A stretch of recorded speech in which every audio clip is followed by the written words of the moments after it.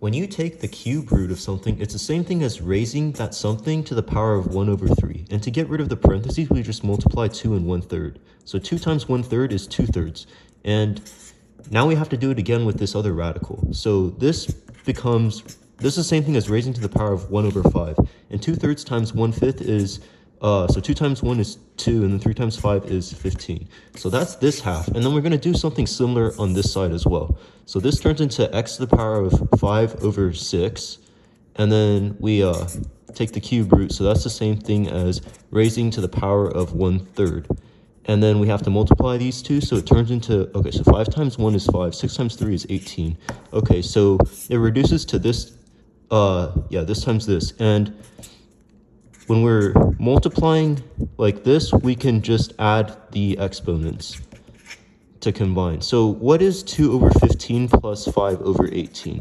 Well, we would need to find the least common multiple of 15 and 18 in order to get a common denominator here so that we can add these two fractions. So let's go ahead and do that. There's a shortcut to find the least common multiple, and it's equal to the product. So 15 times 18 divided by the greatest common divisor of these two numbers. And this is really handy because finding the greatest common divisor in 15 and 18 is much easier to do than just listing out the divisors and figuring out the LCM. So the divisors of 15 are 1, 3, 5, 15. And for 18, it's 1, 2, 3, 6, 9, 18. What's the largest number in both of these lists? Boo, it's number 3.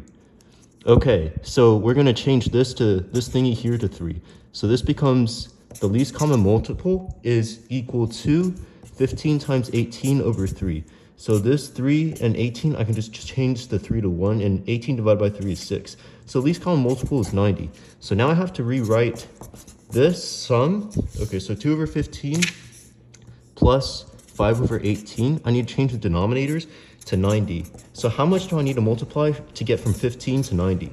I need to multiply by 6. So I'm going to multiply the top by 6 as well. 2 times 6 is 12. How about over here? How much do I need to multiply to get over here? I need to multiply by 5. So I'm going to do the same thing here. 5 times 5 is 25. 12 plus 25 is equal to 37. And we're going to put the 90 there. So our final answer is x to the power of 37 over 90.